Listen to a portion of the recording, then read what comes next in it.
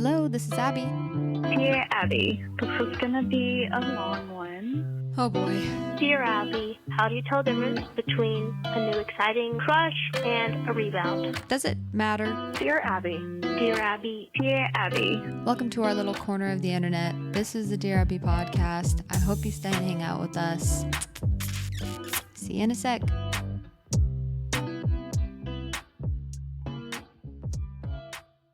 Hello, everybody, and welcome back to another episode of Dear Abby. I'm your host. My name is Abby. Welcome back. Today, we're talking about getting to know yourself, and I wanted to focus on getting to know yourself when it comes to feeling like you want to give up, or maybe when it comes to feeling some more hard emotions.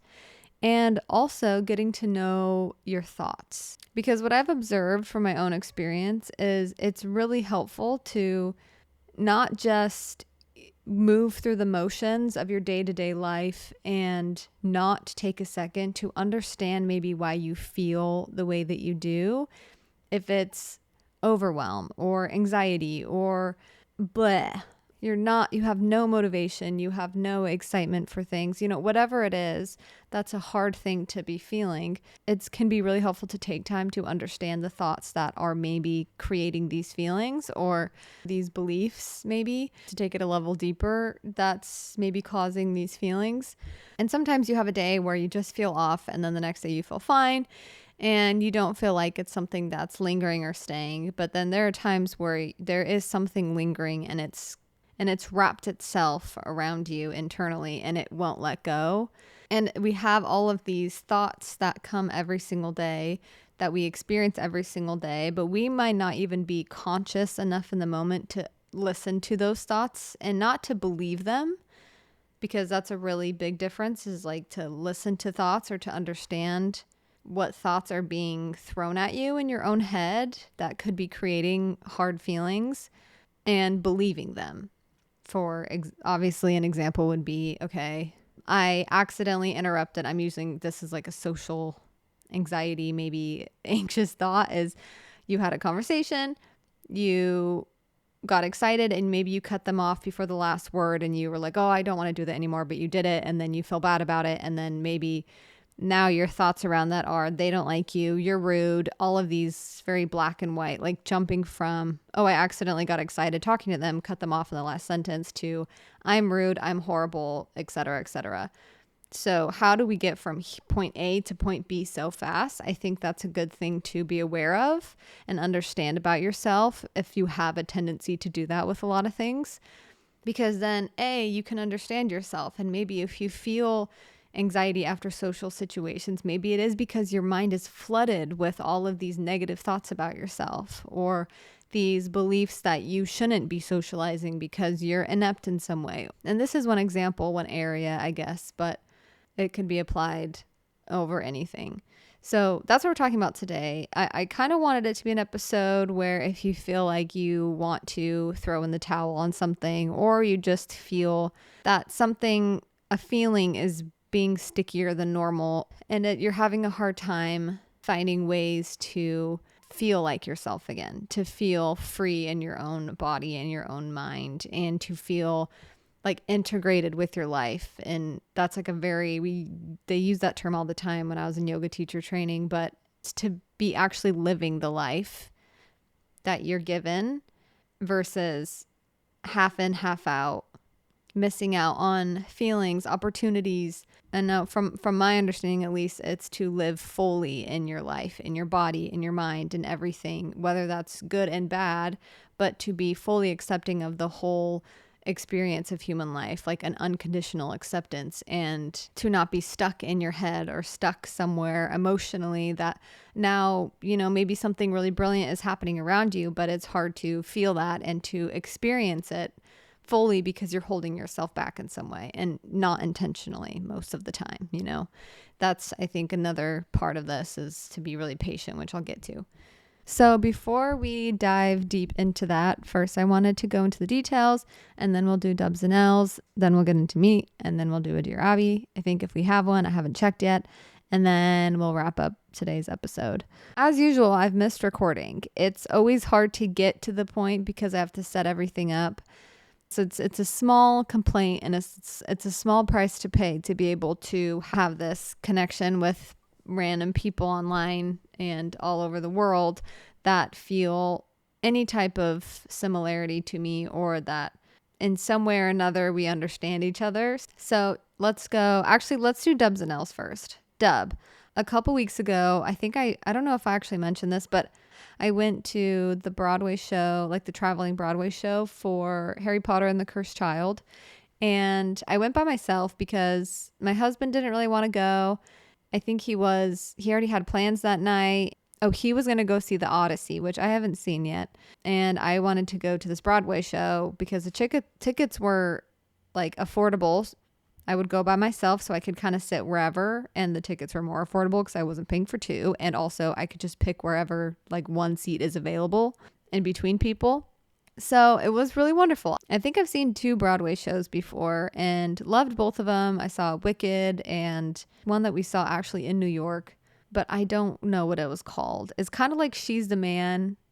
I like going to things by myself. I like going with other people, obviously, but if the opportunity presents itself and it's something I want to experience, sometimes I think it sounds weird to people to go to a show by yourself, but I had a lot of fun and it was just a nice treat for myself. And I got some $20 gummy bears, of course, to eat while I was watching, but it was so good, and the visual effects and everything were so cool, and I couldn't figure out how to do it. Sometimes I was super focused on how were they doing these optical illusions, and I wanted to figure out versus just enjoying the play, but I couldn't really help myself. But I couldn't figure out most of them.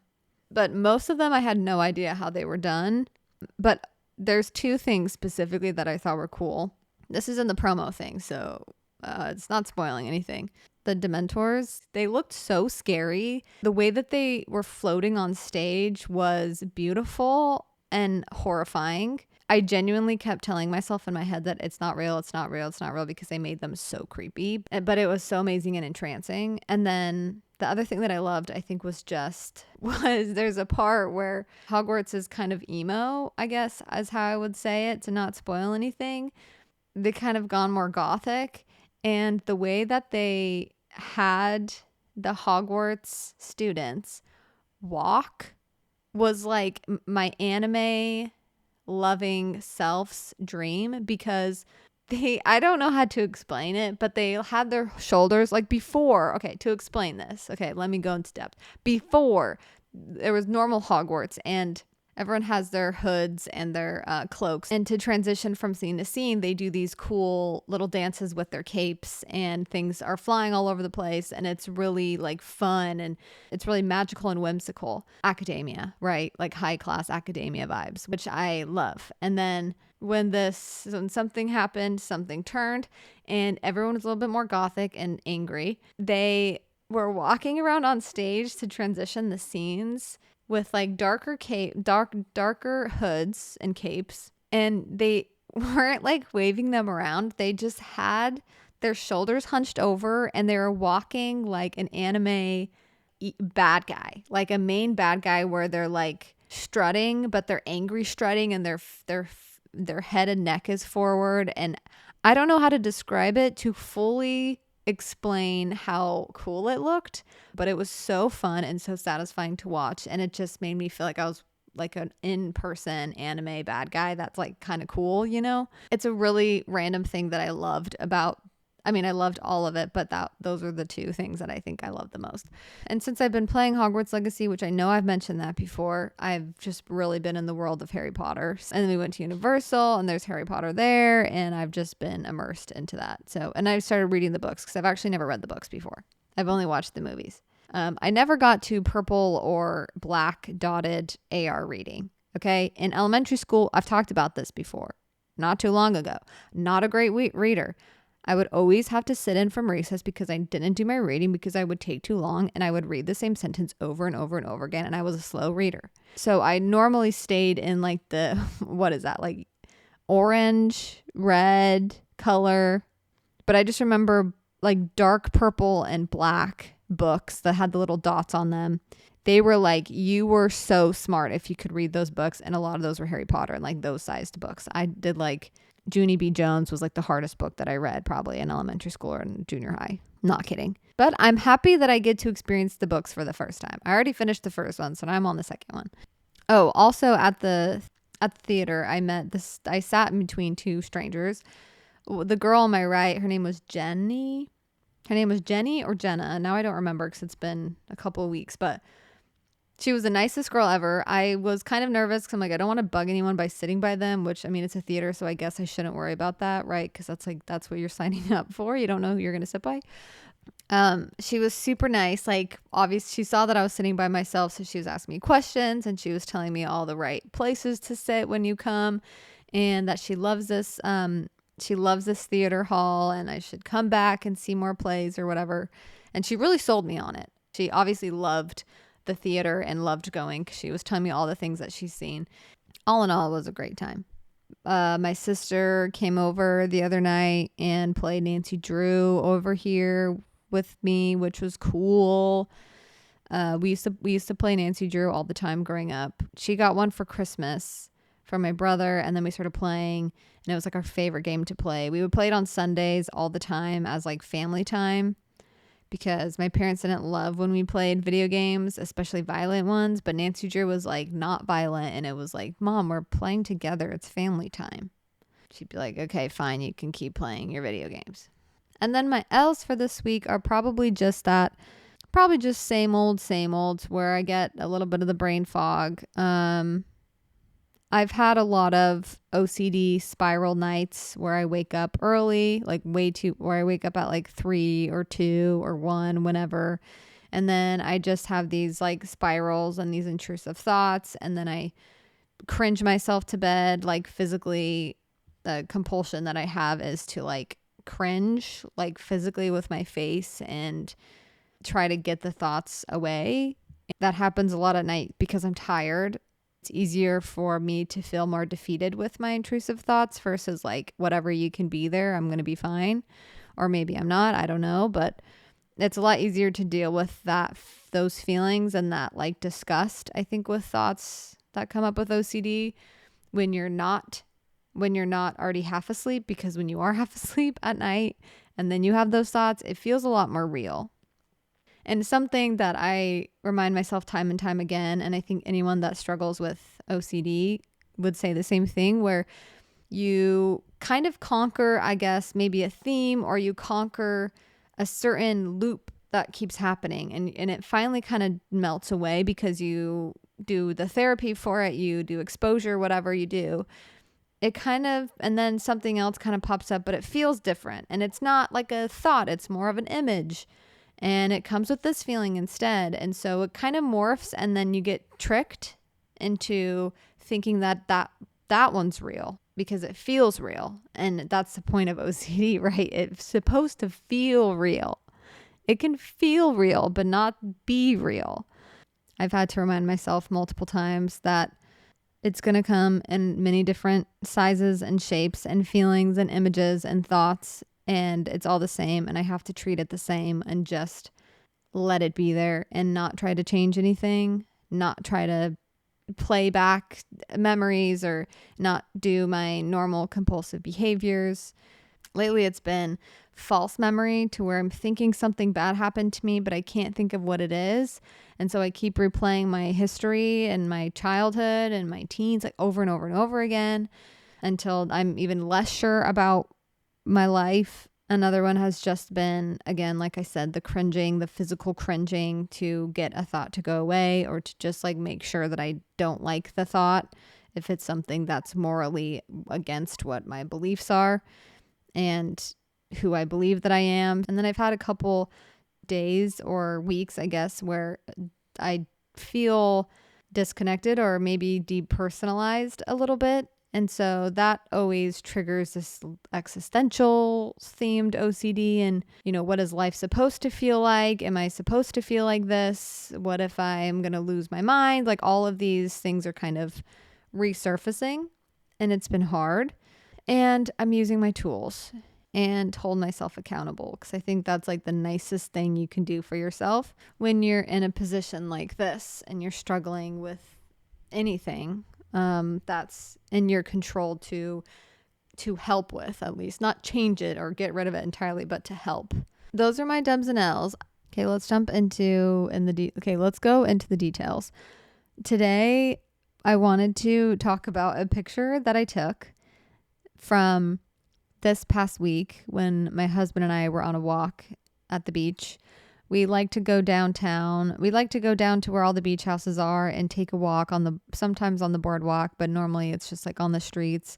And it has one of the best energies because there's a lot of visitors, a lot of people who are visiting from out of town who are staying there. So they're super excited. They love the beach. They don't get to be here year round like we do. So there's excitement there, and it gets me excited, and it makes me, I'm pretty good at remembering how like awesome this place is, how amazing it is that we are making it work here somehow. And I'm really grateful for that. And when I see other people enjoying it who don't get to experience it as much, it does renew this gratitude that I have. Anyways, and obviously it's right by the beach, so you smell the ocean air. You can see people playing in the ocean. Everyone's going on jogs or running or biking. It's very active and lively. While my husband and I were coming back from our walk and run, and we were going to do some stretching in this grassy area by this small park, we noticed a family who were talking to each other and to someone who was walking by who they must have known. Obviously, she had a dog. She had like a golden doodle dog who was obviously going on a walk, and she was looking up and talking to these two people who was a couple or friends, I don't know, a brother and sister maybe, but one of them was in this window looking out, window pushed up. She had long hair, and she was looking out the window, like leaning over the edge of the window, talking to this girl on a walk. She had, I think, a coffee or something in her hand she was drinking. And then there was a guy who was on like the second floor of the house, and he also had a window pushed up, and he was leaning over the edge of the window. He was leaning out the window, having a conversation with both the girls. And they were just talking like this for probably 30 minutes. And it looked like a scene from a movie. Or like when you go to Disneyland or Universal and there's these really cinematic, neighborly people talking from the windows. I feel like I specifically am thinking of Universal. There are these two people and you're in New York and they're like talking to each other, and there's a taxi person. And so my husband took his phone and actually took the picture and sent it to himself because he thought it was cool too. And then I now have that picture on my phone. There's just certain things in life where when you see a certain scene or visual, even I get the same feeling when I watch people play in the ocean, like of all ages, where life feels very still. All of the noise of what you think matters and all of this extra fear and worry and I'll be happy when, and I need this and this, starts to melt away because you recognize that at the core of everything, it's about each other, and it's about joy, and it's about moments with others. I feel as though there are lots of traps in this world where we don't think that heaven can be found on earth, but I really believe that heaven can be found on earth. And it's mostly an internal experience and an expression and how you live and how you understand and open yourself up to maybe something bigger than you, something bigger and better than you. Maybe we don't know everything. Maybe there's more wisdom. Anyways, not to go off too much, but it was just one of the cutest little moments I've ever seen. And I probably should have sent that picture to them because I would have loved that picture if I was in that exchange, but it was just so cute. It was like a blue surfer beach shack house with 2 stories. Again, the guy's on the top window and he's looking down and talking to the girls on the second or the first floor window, and then they're both looking down sometimes and talking to the girl that's on the sidewalk, and just with the cute dog and cups, and there's towels hanging over the windows, and it just looked like heaven. It just looked like heaven. Anyways, that's my in the details for this week. Okay, let's jump back into the meat of today's episode. We're talking about getting to know ourselves and getting to know our thoughts and our patterns when it specifically relates to a sticky negative experience that you're having or a bad feeling. Sometimes people don't like when you say negative feelings because like no feelings are negative, they're just feelings. But it's more like to put it in a category of if you feel happy and ethereal and you feel an abundance, that usually feels good, right? So you would classify that as like those feel really good. But if you're thinking of depression, self-doubt, self-loathing, giving up, discouragement, like those don't feel good. So those are what I'm talking about. So when you have a particular feeling that's sticky, that's weighing you down. So the first thing that I wanted to talk about on this, which is really the main thing, is just to listen to your thoughts. And again, not believe them. You don't have to believe all of your thoughts. And be curious maybe if there are thoughts or themes or something that you believe, because that can be a good lesson and also something good to hold on to remember, maybe I can work on this and maybe I need to choose to start believing in something else, another narrative, another story. Because you don't have to believe something negative. You don't have to believe that you are incapable of something. You don't have to believe that you're limited in this way. And I wanted to share a story to illustrate this that happened to me. And I've shared stories with drawing and creating. So I don't know what happens, but I feel like my really critical part really comes out to play when I am doing anything creative or I'm sharing a part of myself. It really makes me second guess myself.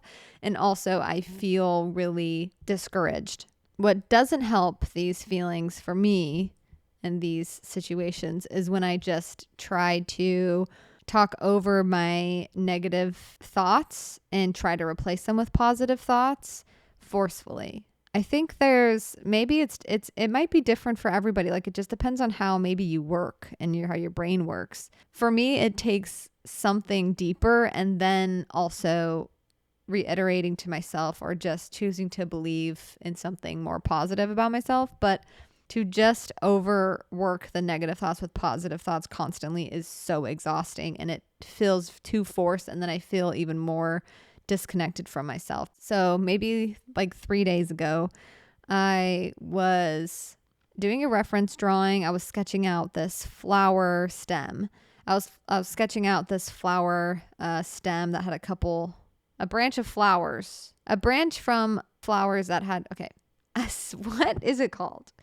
I was sketching a stem of flowers. Don't know why I can't think of what it would be. I was sketching this picture of real flowers and immediately just felt overwhelmed with how much more I had to sketch and also how bad it already looked. At least so I thought, at least so some part of me thought. But I wasn't really conscious about what thoughts were going through my head.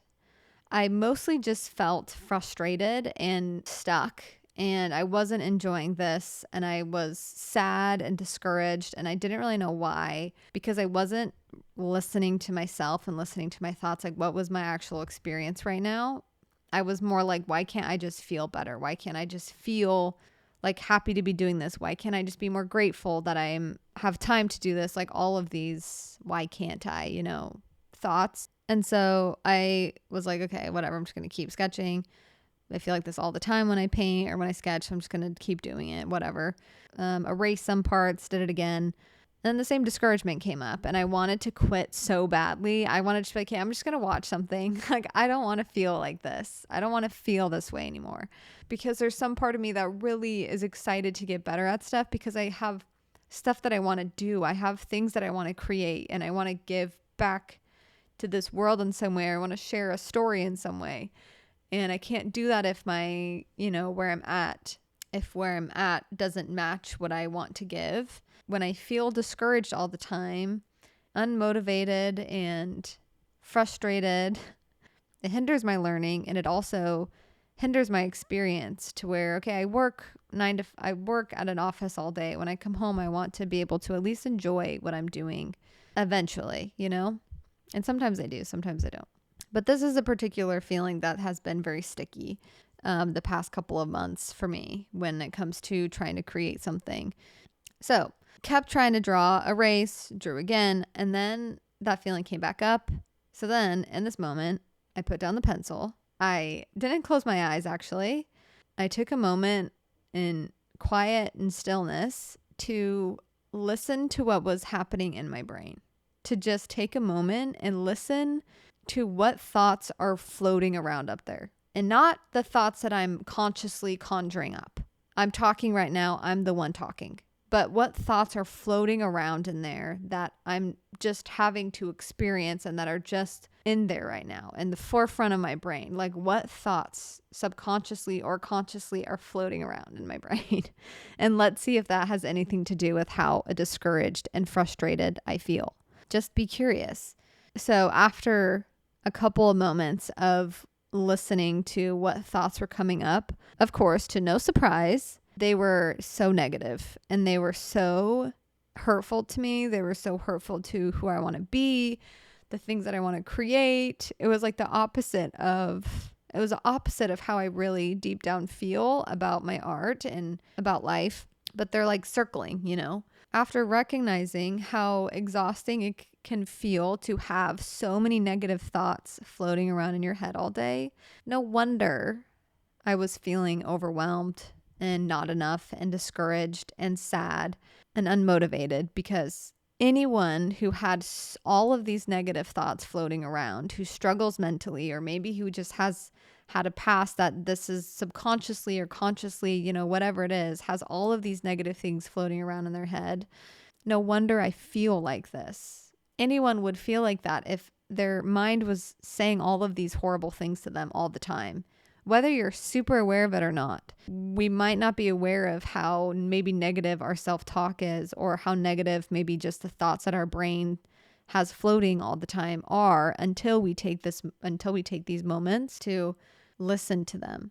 I think that's a really great way to understand ourselves and what our current circumstance is internally. That might lead us to seeking help, maybe therapy, maybe it just reminds us that we do have these thoughts that start to stir up more and more, and we need these moments. What I've observed is the thoughts that keep coming up, that keep looping, once I listen to them, again, not believe them, just listen to them, be curious, then these thoughts that keep coming up over and over and over again, these loops that keep happening, they can tell us a lot about what maybe we do partially believe about ourselves, or that we've let ourselves get into a place of believing it, like negative things about ourselves. And I think it leads into limiting beliefs, which I talk about all the time, but I talk about it because it meant a lot for me to discover how limited I thought I was in my potential, and that I thought I was just going to be stuck a certain way my whole life and that I could never change. But I found that not to be true.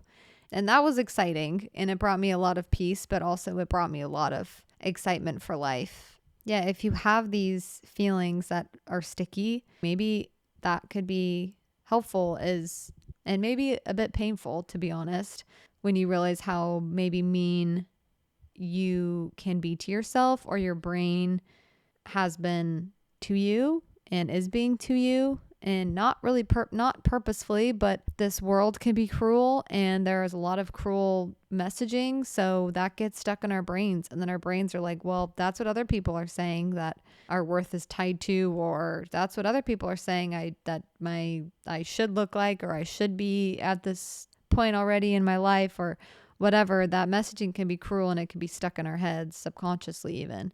So never be scared to be curious about yourself and your brain and what's going on internally. You don't need to be scared of that. Even if it feels new and weird to go inside of yourself to try to listen to your thoughts, listen to yourself, listen to your feelings. Now, I'm saying that as someone who was very scared to listen to themselves or to observe what was happening internally. I liked past tense to white knuckle my way through things. Just like, I don't have time to feel. I don't have time to process. I just got to get through this day because my anxiety is kicking my butt, or my OCD is kicking my butt. Like, I just need to get to the next day until I have a moment of distraction or relief. So it can be very scary to look inward and to realize maybe what thoughts are going on in your head. And again, they don't have to be things you believe. It literally can just be like muck, just junk floating around in there. That just eventually, if we're grabbing onto those and we keep taking them, it's just going to bog you down. it can be really helpful, the idea of letting thoughts go. I will literally think of a balloon in my head that has all of these negative thoughts, and it all jumbles up together in one section and is blown up in this balloon.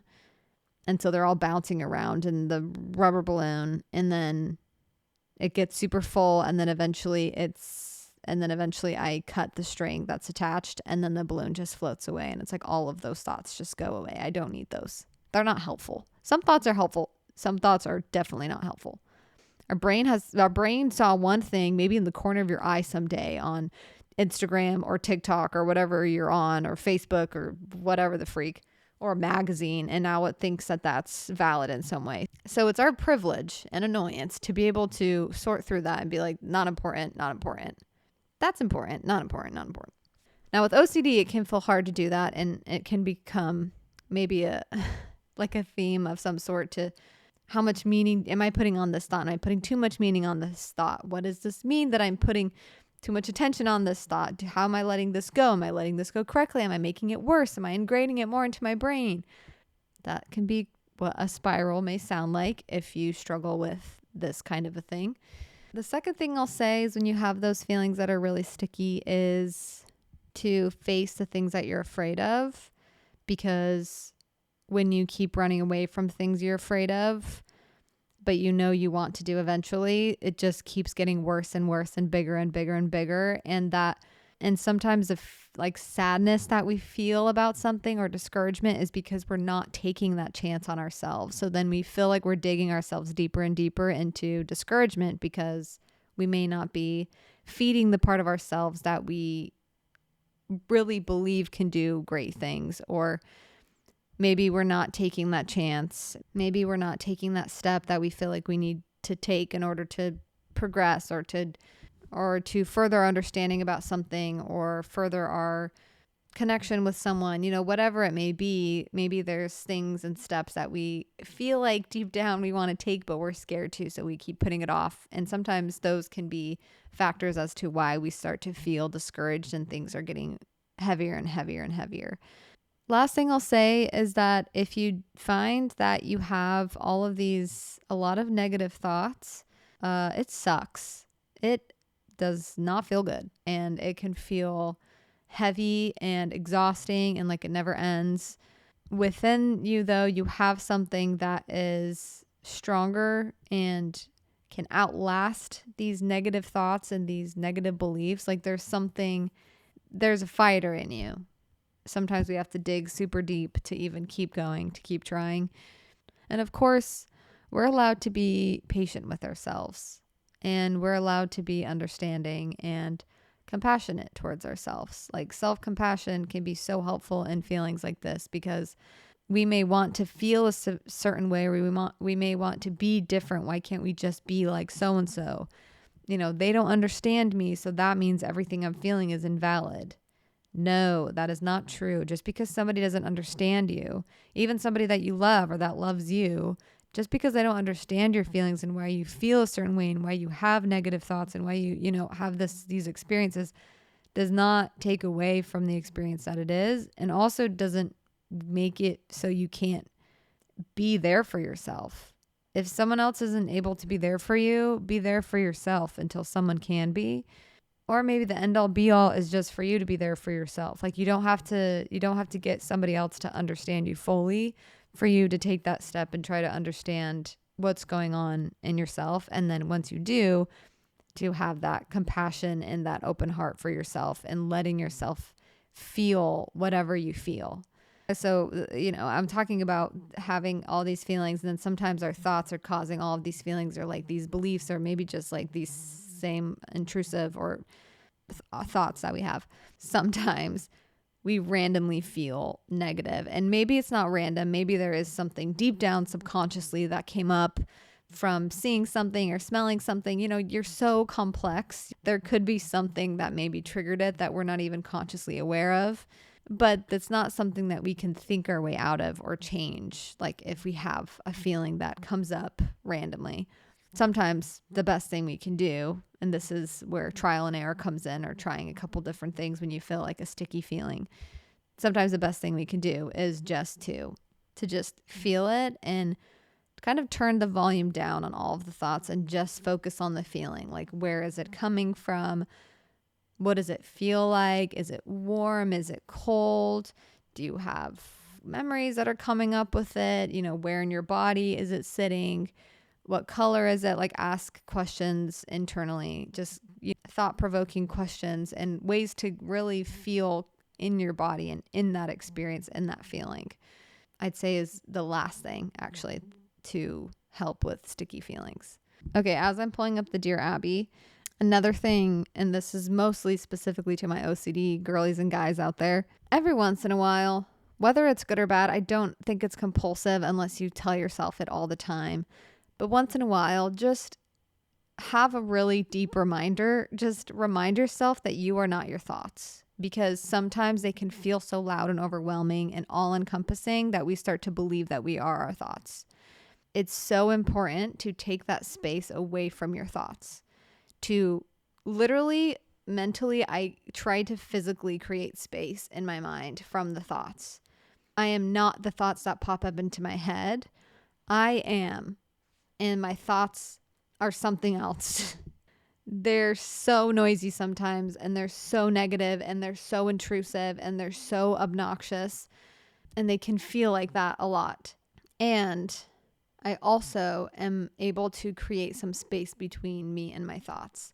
So I think just remind yourself sometimes if you feel a little bit too caught up in identifying with your thoughts, because that can be such a hard thing with OCD that I still find hard. And I had to remind myself of that. That's one of the main things as to why I thought about what to talk about today. Because when I was doing the drawing thing and I had all this discouraging stuff coming up, and I thought about what thoughts have been coming up, and they've all been so negative.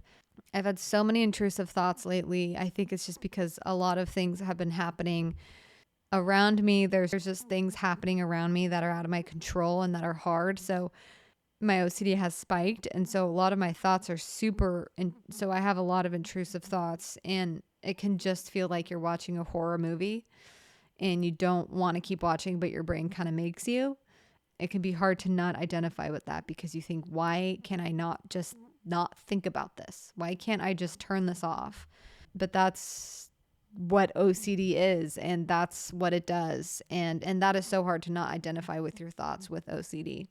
Okay, so last episode we did a Dear Abby, and we did half of the question because she had 3 different questions.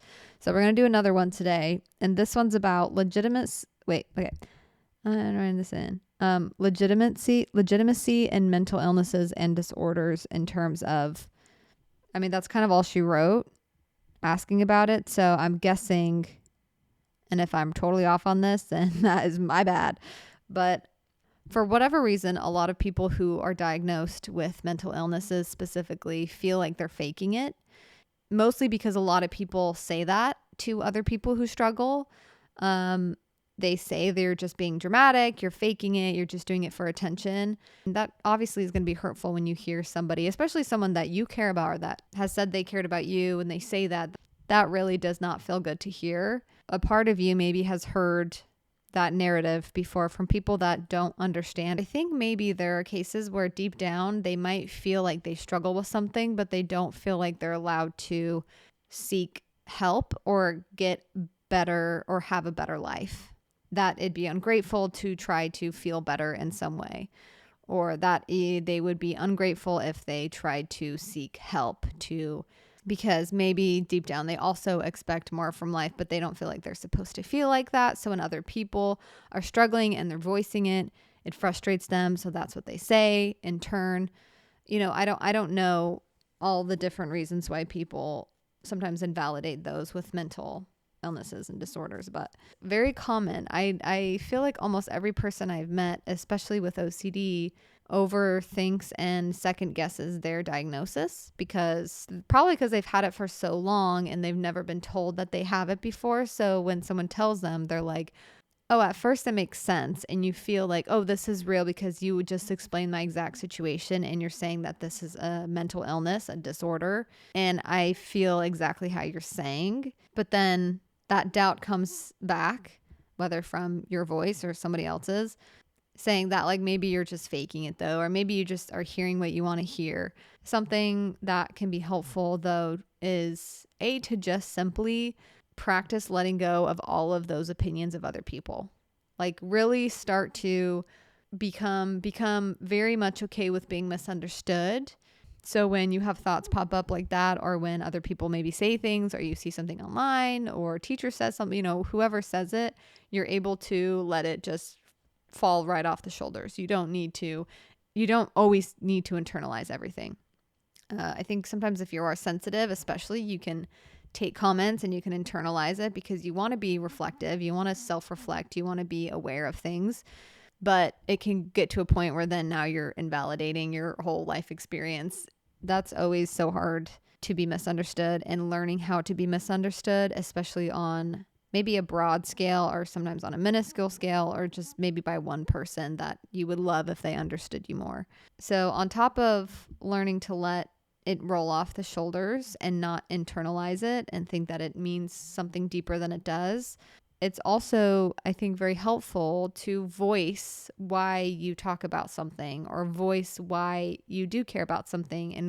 And also if someone is hurting you by saying or invalidating you or hurting your feelings, like point blank hurting your feelings by making you feel bad about something that's not even in your control, to express it and not coming from a place of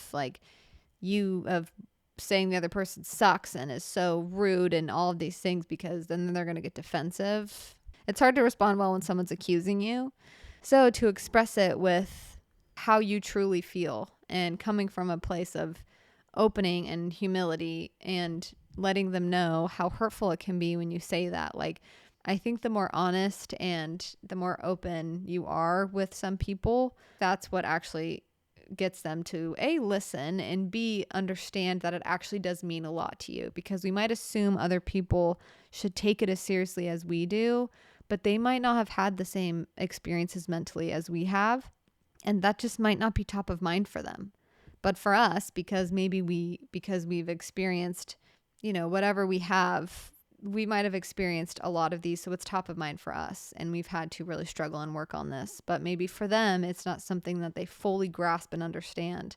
So when you come from a place of kind of educating, like humbly educating, I think it can create more of a safe environment for everybody to share and understand each other. Again, we can't control what other people think about us or think about the legitimacy of mental illnesses.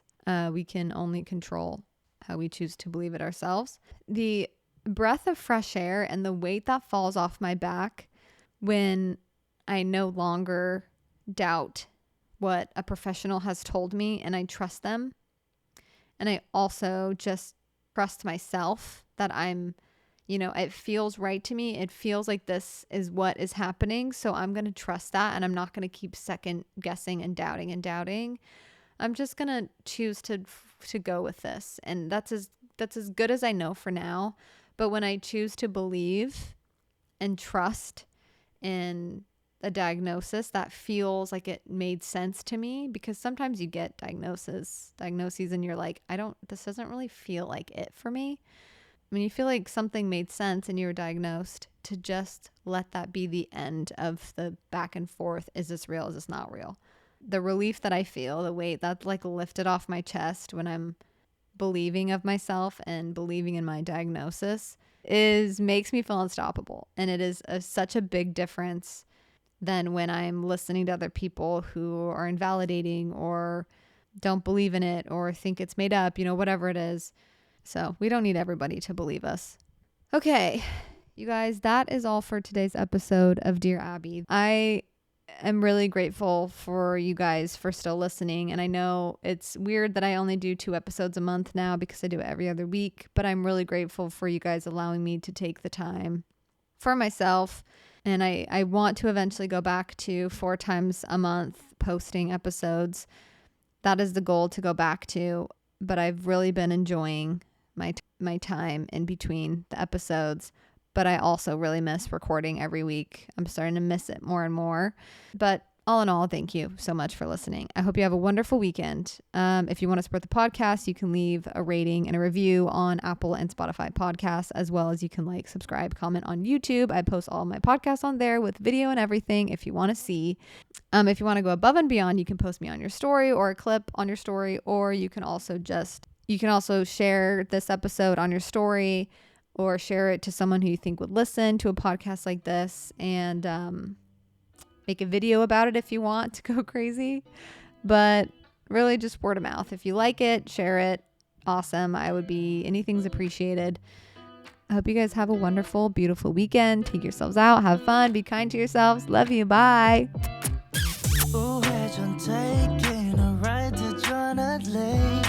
눈치 보면서 들어가 할 때 찾아 나머진 바빠 개설레임 바꾸는 사람들